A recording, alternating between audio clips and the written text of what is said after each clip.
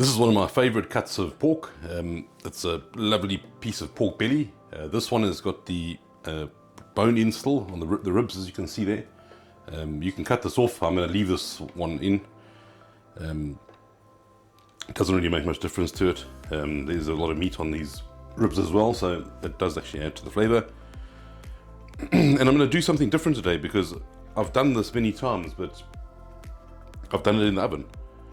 And today I'm going to try an air fryer, which you look online, there's a lot of recipes and it seems to come out quite well. So again too, I'm going to do it slightly different to what I've normally did before.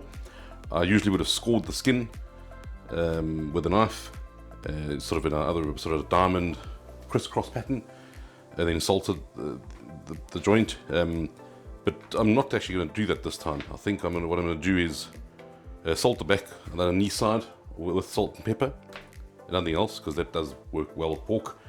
And then just a bit of light salting on here and get it started in the air fryer.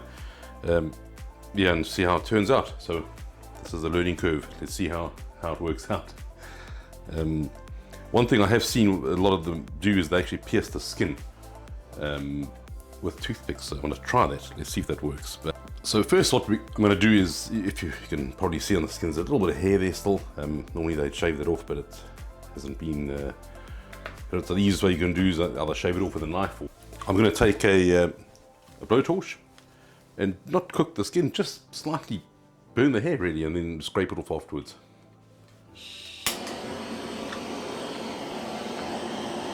Just some gentle heat, not at all cooking the skin. It's just getting rid of the hair which is left over, bit of bristles. I think I've got most of it on there, so I'm just going to use this baking palette just to scrape anything off there, if there's anything left behind. I think I have got most of it off. Another thing I have seen people do is actually just pierce the skin with something sharp. You get those sort of poking machines you get, but I'm just going to try some toothpicks, and I think if I can just get in there, I think that just releases a bit of moisture and fat. Sort of just go in a straight line, and you don't want to go too deep into the meat. It's just to break the skin really, I think. I haven't done this before. This is something I'm trying as well, so we'll see how this turns out. Now to season the meat, I've got a bit of salt and sea salt and pepper, black pepper mixed in here. Just gonna season that all over. Just get it on the sides as well. Pork really doesn't need much, I don't think. If you just think of doing a pork chop on the barbecue or braai or even in the oven, it doesn't really need much. Salt and peppers pretty much gives it a lot of flavour. It is a very tasty, flavourful meat, and this is really nice and juicy. You can see all the fat layers in there which will render down. And then I think I'm just going to slightly season the skin on top with some normal fine table salt, not too much. I've seen some recipes where they do like a salt crust on there, and that sort of thing. I've never done that before, and I'm not going to do that this time.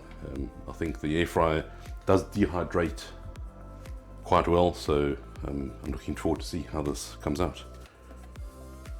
And not too much salt either, because you don't want to be too salty. But what we need to do first is actually put this one side. I'm going to just wrap this in some foil.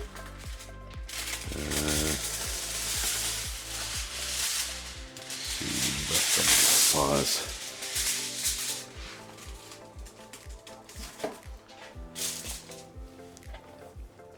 So you just need to get it on the foil, what I've seen people do, and you basically just need to fold the sides up. Just to insulate the sides so those don't dry out, and then it leaves the skin on the top open so that it can crisp up. So if I fold these in,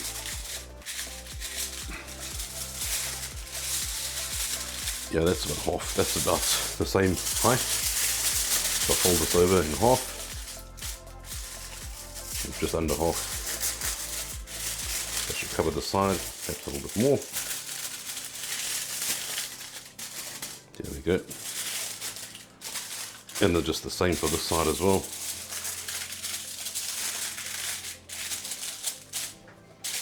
and on the fourth side too.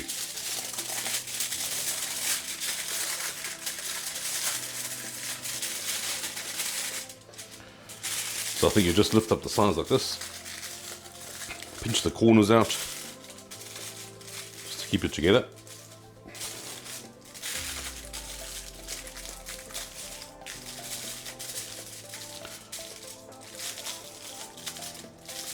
I'm just going to press these to one side there as well. And there we go. The skin's exposed and the meat is protected on the side. So let me get the grind going. So the idea is to put this in for 30 minutes at about 160 degrees Celsius. So it's not too high. And then after that's done, to just have a look, perhaps take an internal temperature measurement, and then put it back in for another sort of 10 minutes at about 200 degrees Celsius to just crisp up the skin some more. So let's get the air fryer started. This is a large air fryer as well, so that whole piece will fit in here. What you should do is just measure your air fryer first and your meat to make sure it fits in. This one will definitely fit because it's quite a large one. And it's going to be the Mega Zone.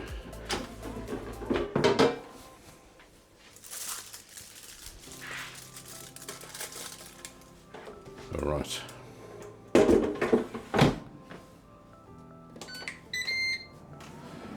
And that's it. Let's come back in 30 minutes and see how we've got on. Okay, so we ended up actually cooking it a bit longer than 30 minutes because it's quite a large piece of belly. This weighs 1.5 kilograms, whereas I think the 30 minutes was based more on a smaller cut of about 1 kilogram. So no problem at all. I put it in for another 20 minutes at 150 degrees, and then at the last 10 minutes I put it up to about 210 and crisp the skin. So not a bad result for an air fryer. Perhaps I could do something with the skin. Maybe the salt crust might dry it out more. But this is overall not too bad at all. We've still got some crispy crackling on top, and the meat's very well cooked. And so you can hear the crispiness of that. What an amazing sound. Such a flavorful cut of meat. And yeah, we just try and break it down slightly. I'd probably try and cut the ribs off the bottom first, because that is sort of a cut on its own as already, pork ribs.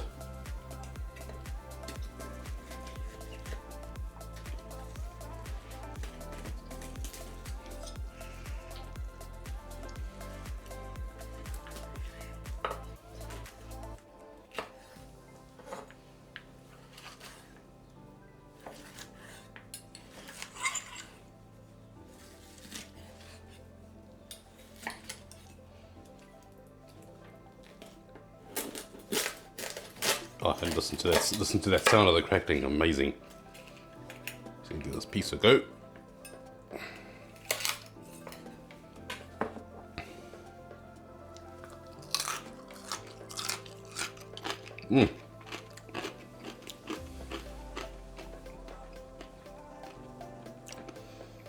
Absolutely stunning. You can't beat a pork belly.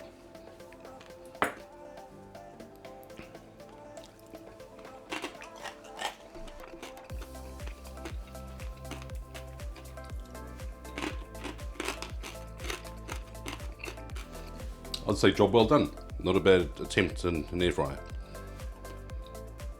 Well, please like and subscribe if you enjoyed the content, and see you in the next one. Thanks very much. Cheers.